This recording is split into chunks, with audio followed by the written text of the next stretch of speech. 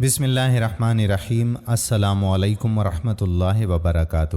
ناظرین گرامی، مقبل بن ہادی الدائی رحمۃ اللہ علیہ فرماتے ہیں کہ کیا آپ جانتے ہیں کہ حضرت عائشہ رضی اللہ تعالی عنہا کی کوئی اولاد نہیں تھی، اس کے باوجود بھی کتب السنت نبویہ میں ایسا کوئی اثر نہیں ملتا کہ حضرت عائشہ رضی اللہ تعالی عنہا نے کبھی رسول اکرم صلی اللہ علیہ وآلہ وسلم سے یہ کہا ہو کہ آپ میرے لیے اولاد کی دعا کریں۔ کیا آپ جانتے ہیں کہ نبی کریم صلی اللہ علیہ وآلہ وسلم کی وفات کے وقت ام المومنین حضرت عائشہ رضی اللہ تعالی عنہا کی عمر صرف 18 سال تھی، یعنی آپ رضی اللہ تعالی عنہا نبی کریم صلی اللہ علیہ وآلہ وسلم کے بعد 47 سال زندہ رہیں۔ رسول اکرم صلی اللہ علیہ وآلہ وسلم آپ رضی اللہ تعالی عنہا سے بے انتہا بے لوث محبت فرماتے تھے اور آپ انتہائی غیرت والی تھیں۔ ان سب کے باوجود آپ رضی اللہ تعالی عنہا نے اپنی زندگی اسی رنج و غم میں یوں ہی نہیں گزار دی، بلکہ خود کو علم و عبادت میں مشغول رکھا اور کبار صحابہ کرام کی معاملہ مصفقہ اور مفتیہ بنی رہیں۔ زندگی کا انحصار صرف ان ہی چیزوں پر نہیں ہے، نہ اولاد پر، نہ شادی پر، نہ گھر پر، نہ مال پر، اور نہ ہی ان چیزوں سے زندگی رک سکتی ہے، نہ ہی والدین کے گزر جانے سے اور نہ ہی اولاد کے نہ ہونے سے زندگی رک سکتی ہے۔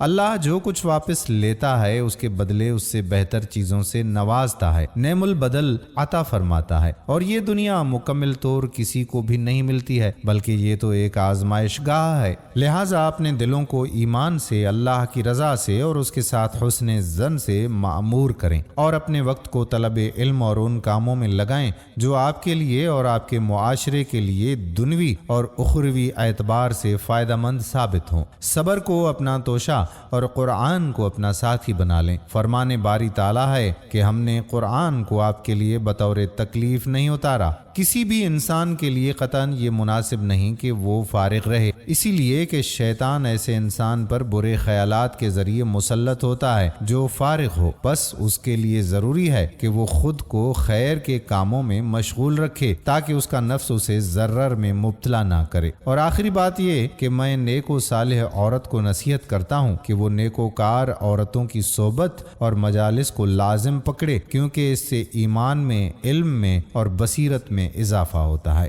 دوستو، ویڈیو پسند آئی ہو تو اپنے دوستوں احباب کے ساتھ اس ویڈیو کو شیئر ضرور کر دیں۔ آنے والی ویڈیو تک اپنے میزبان قادر بخش کلہوڑوں کو اجازت دیجیے۔ اللہ حافظ۔